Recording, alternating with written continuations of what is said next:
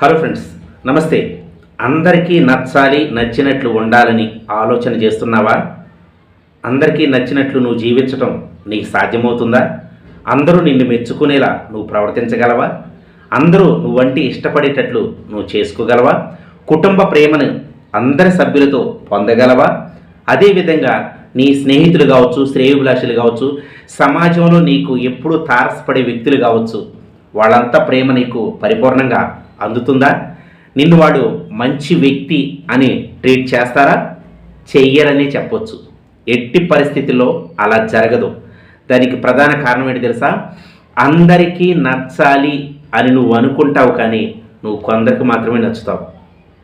అది మంచి చేసినా చెడు చేసినా, మంచి చేసినా కానీ ఎంత మంచి అయినా మంచిలోనే చెడును వెతుకుతుంది ఈ సమాజం. నువ్వు చేసేటటువంటి మంచిలోనే చెడు ఇసుమంతైనా ఆవగింజైనా ఆవగింజంత చెడు ఉన్నా కానీ దాన్నే బయటికి తీస్తుంది ఈ సమాజం. సమాజం కావచ్చు, నీ స్నేహితులు కావచ్చు, నీ శ్రేయోభిలాషులు కావచ్చు, ఎవరైనా కావచ్చు, అలానే ఉన్నారు. అంతే కదా ఫ్రెండ్స్. ఎందుకంటే మంచి అందులోనే చి అనే పదం ఉంది.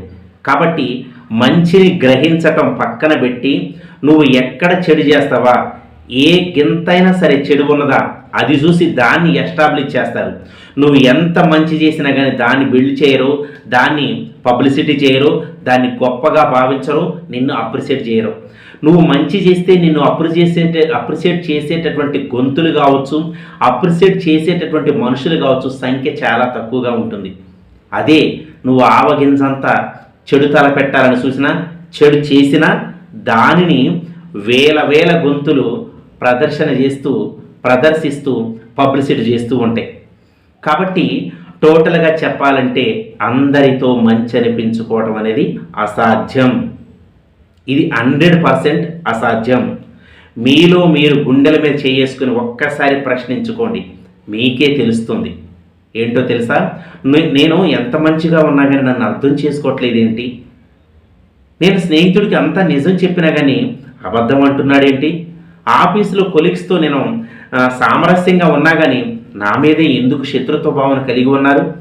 సమాజంలో ఎవరు అర్థం చేసుకోవట్లేదు, కుటుంబ సభ్యులు ఎవరు నన్ను ప్రేమించట్లేదు, ఎవరు అర్థం చేసుకోవట్లేదు, ఎందుకు అనేటటువంటి ప్రశ్నలు నీలో తలెత్తుతూనే ఉంటాయి. ప్రతి ప్రశ్న నిన్ను ప్రశ్నిస్తూనే ఉంటుంది. ఆ ప్రశ్నకు సమాధానం ఏంటో తెలుసా? నువ్వు సంయమనం పాటించడమే, మౌనంగా ఉండడమే. ఎందుకంటే మంచి అనేది ఎన్నో సంవత్సరాలు గడిచిన తర్వాత తెలుస్తుంది. చెడు అనేది క్షణపాటులోనే ప్రయాణం చేస్తుంది, క్షణంలోనే ఎస్టాబ్లిష్ అవుతుంది, క్షణంలోనే విస్తరిస్తుంది. మంచి అనేది మంచి నువ్వు చేయాలన్నా, మంచిని సాధించాలన్నా, ఆ మంచిని 10 మందికి నువ్వు పంచాలన్నా కానీ కొన్ని సంవత్సరాలు పడుతుంది. దాని వెనకాల ఎంతో తపన ఉంటుంది, ఆ మంచి వెనకాల ఎంతో మదనం ఉంటుంది, ఆ మంచి వెనకాల ఎన్నో నిద్రలేని రాత్రులు, ఆకలి బాధలు, కన్నీడు, కష్టాలు ఎన్నో, అన్నిటినీ దాటుకుని నువ్వు ప్రయాణం చేస్తుంటేనే మంచి అనేది చిగురిస్తుంది.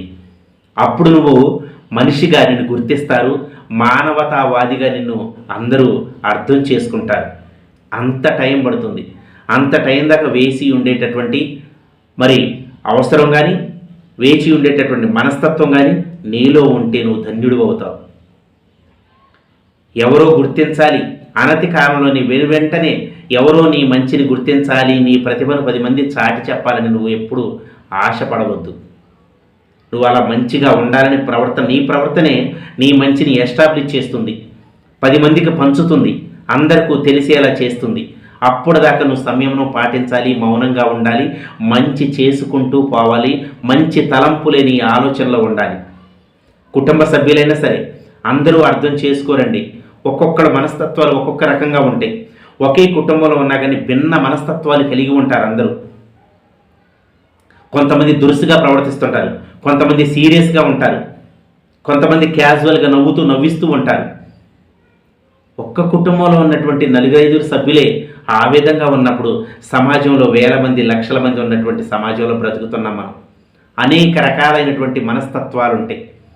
భిన్న సంప్రదాయాలు, భిన్న సంస్కృతులు కలిగినటువంటి, భిన్న విధానాలు కలిగినటువంటి, భిన్నమైనటువంటి ఆలోచనలు కలిగినటువంటి వ్యక్తులు ఎందరో ఉంటారు. అవునంటారా కాదంటారా? మీరు మంచిగా ఉంటే మిమ్మల్ని ఎవరైనా వ్యతిరేకిస్తున్నారా? వదిలేసేయండి, వాళ్ళని వదిలేసేయండి, వాళ్ళని పట్టించుకోకండి. మీ మంచితనం మాత్రం మరణం పట్టేలా చేసుకోవద్దు దయచేసి. మీరు మంచిగా ఉండటానికి ప్రయత్నం చేయండి, మంచిగానే ఉండండి, మంచి పనులు మాత్రమే చేయండి.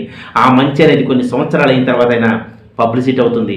మీరు మీరు చేసినటువంటి ప్రతి మంచి పని కూడా మొలకెత్తి చిగురించి వటవృక్షమై కల్పవృక్షమై నలుగురికి సహాయపడుతుంది. అప్పుడు నీ జన్మ ధన్యమవుతుంది. అప్పుడు నువ్వు ఎంత గొప్ప గరుడు అవుతావో తెలుసా? వేనోళ్ళ నిన్ను పొగుడుతూ ఉంటారు. అది కదా మానవత్వం అంటే, అది కదా మనిషి అంటే, అది కదా సాధించాల్సిందంటే. స్వార్థపూరితమైనటువంటి సమాజంలో బ్రతుకుతున్నాం, కుట్రలో కుతంత్రాల మధ్యన బ్రతుకుతున్నాం, కుళ్ళు రాజకీయ నాయకుల మధ్యన మనం బ్రతుకుతున్నాం. సమాజంలో చూస్తుంటే ఎక్కడ చూసినా కానీ అరాచకాలే ఉన్నాయి. అవమానాలు ఎదుర్కోవాలి, అరాచకాలను తట్టుకోవాలి. స్వార్థపూరితమైనటువంటి రాజ్యంలో నుంచి మనం తట్టుకొని నిలబడగలగాలి. నువ్వు ఈరోజు ఒక్కడవే కావచ్చు, 100 మంది అవుతావు నువ్వే. నీ వెనక చాలామంది చేయి నినాదాలు చేసేటటువంటి స్థాయికి వెళ్ళిపోతావు. మంచి మనసు ఉంటే, మంచి చేయాలనే ఆలోచన ఉంటే. ఓకేనా ఫ్రెండ్స్?